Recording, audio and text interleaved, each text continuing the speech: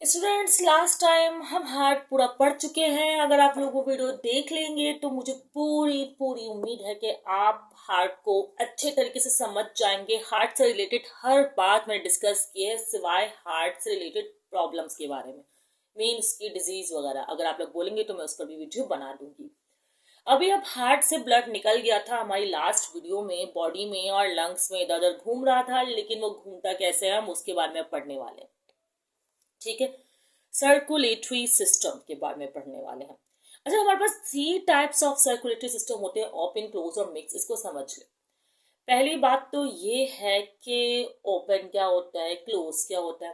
अच्छा देखें, ओपन और क्लोज को पहले मैं समझाने की कोशिश करती हूँ। जो ओपन टाइप सर्कुलेटरी सिस्टम में ब्लड कैपिलरीज में फ्लो नहीं करता है। यहाँ पर मैं आपको आर्टरी और वेन के बारे में भी कुछ बता दूँ, क्योंकि देखें आर्टरी और वेन्स जो है वो मेन पाइप्स होते हैं सर्कुलेटरी सिस्टम के। उसके बाद ब्लड जो है वो कैपिलरीज में शामिल होता है। सही है। Capillaries open type circulatory system में नहीं होती हैं, वो होती हैं क्लोज टाइप सर्कुलेटरी सिस्टम में। ठीक है। और क्लोज में जो हार्ट से ब्लड निकला था ना, उसके बाद वो ब्लड आर्टरी और वेन का हिस्सा बन जाता है। आर्टरी क्या है, वेन क्या है, ये मैं आपको बताऊंगी, लेकिन आप पहले ओपन और क्लोज सीख लें।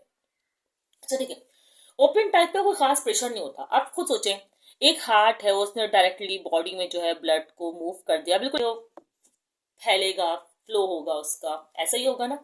अब पाइप में, पाइप्स में जो ब्लड फ्लो कर रहा होगा उसका काफी प्रेशर होगा। सही, एरिया भी तो कम हो जाएगा ना।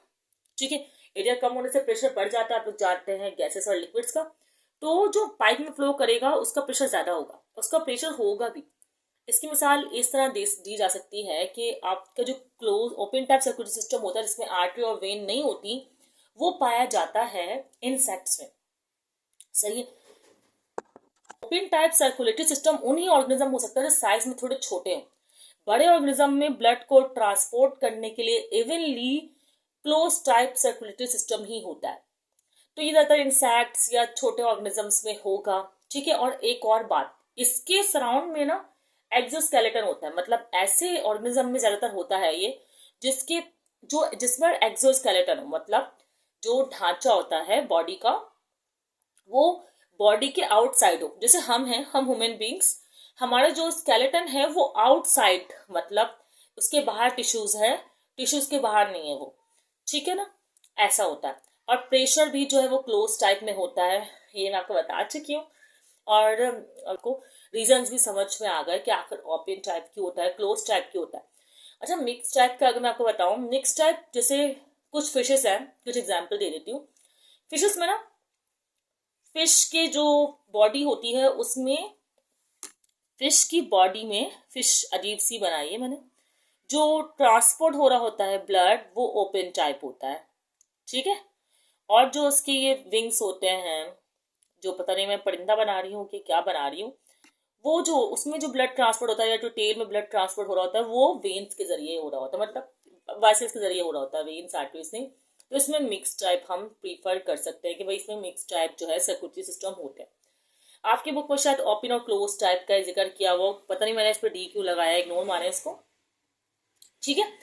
अब हम पढ़ते हैं आर्टरी और वेन। आर्टरीज क्या करती हैं, हार्ट से ब्लड को लेती हैं और बॉडी तक पहुंचाती हैं। ये पहला फंक्शन, इसे जरूर याद रखें। वेन उसी का उल्टा करती हैं, बॉडी से ब्लड को लेती है और हार्ट के मेन वॉल जो मेल पाइप है ना वहां तक पहुंचाती है। ये समझ लें। ठीक है। अच्छा, आर्टरी में जो ब्लड होता है वो होता है ऑक्सीजनेटेड, क्योंकि आप खुद देखें वो हार्ट से बॉडी की तरफ जा रहा है। मैं लास्ट टाइम ये पढ़ा चुकी हूं कि जो भी ब्लड हार्ट से बॉडी में जाएगा वो ऑक्सीजनेटेड होगा। ऑक्सीजनेटेड ब्लड ही तो हार्ट से बॉडी में जाएगा, या हार्ट का कुछ हो गया, हार्ट जो है वो डीऑक्सीजनेटेड ब्लड भेजने लग जाएगा, ऐसा तो नहीं करेगा ना। और जो डीऑक्सीडेटेड ब्लड होगा, मतलब जो बॉडी में ऑक्सीजन यूज कर चुका होगा, टिश्यूज वगैरह इधर, वो वाला ब्लड जो है वो हार्ट में वापस आता है ताकि उसे लंग्स में हम ट्रांसपोर्ट कर सके। ठीक है ना, बात समझ में आ रही है।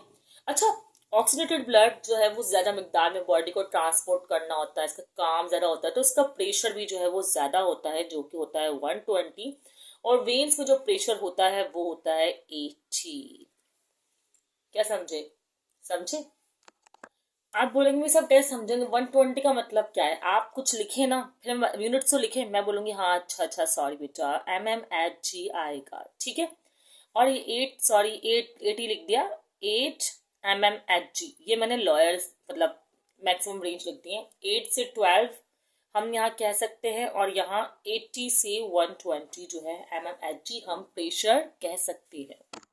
स्टूडेंट्स, जो आर्टरीज की वेन्स का कलर होता है ना वो ब्राइट रेड होता है, क्योंकि इसमें ऑक्सीजन होता है, ठीक है।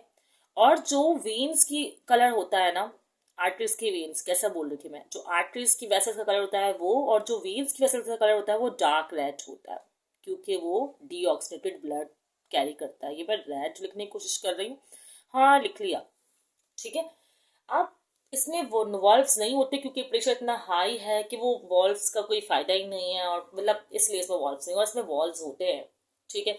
और ये प्रेशर को ना मैं सोच रही हूँ कि आप ये लिख दें कि हाई प्रेशर होता है आर्टरी का और वेन का लो होता है, बट इस बार इसका प्रेशर मेंशन ना करें, क्योंकि ये प्रेशर मैंने इंटरनेट से निकाला है, खैर वैलिड है ये, लेकिन आप लोग ये भी लिख सकते हैं directly, high pressure and low pressure, सही है।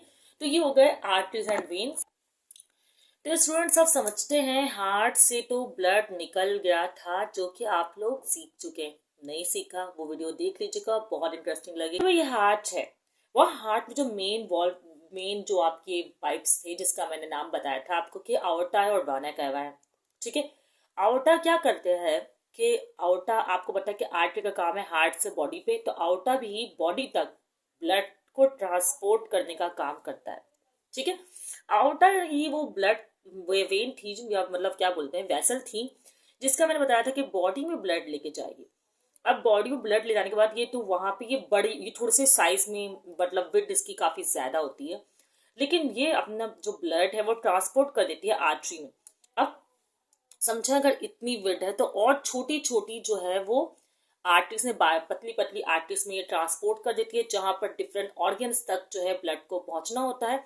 फिर आर्टरी और छोटी वेसल्स में जो है ब्लड को ट्रांसपोर्ट कर देते हैं, जिन्हें आर्टरी ऑल्स कह रहे हैं, सॉरी ई मिस कर दिया।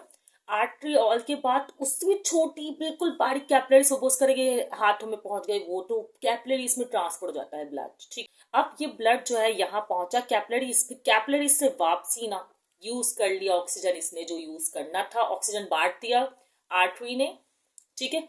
फिर वो डीऑक्सीडेटेड ब्लड वैनलेट्स में इंटर होगा, कि जो छोटी वेसल्स है, फिर छोटी वेसल्स के बाद वो बड़ी वेसल्स में इंटर होगा। सॉरी, मुझे एरो की डायरेक्शन जो वो इस तरफ बनानी चाहिए, तो मैं बना देती हूँ, ठीक है।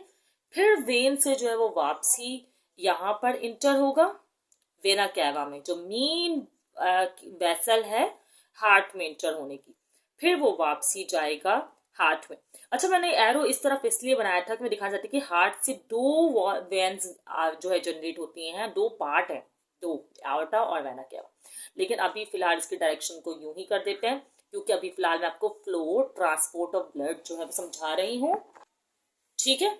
पहले मैंने आपको समझाया कि बड़ी से छोटी छोटी इस तरह की कैपिलरीज होती हैं, लेकिन वैनलेट्स में उल्टा सिस्टम होता है, छोटी के बाद बड़ी, फिर बड़ी के बाद और थोड़ी, मतलब बड़ी का मतलब है चौड़ाई, इसकी विड्थ के हिसाब से हम बात कर रहे हैं, लंबाई के हिसाब से हम बात नहीं कर रहे हैं, ठीक है ना स्टूडेंट्स। तो यहाँ पर हमने सर्कुलेटरी सिस्टम पढ़ लिया, एटलीस्ट ऑर्गन तक, कैपिलरीज तक हम पहुंच गए। इसको अच्छे से 2 बार पढ़ लीजिएगा, और फिर जो है मुझे बताइएगा कि आपको कौन सा टॉपिक समझना है, बायोलॉजी से, केमिस्ट्री से, फिजिक्स से और मैथ से रिलेटेड। दुआ में याद रखिएगा। अल्लाह हाफिज।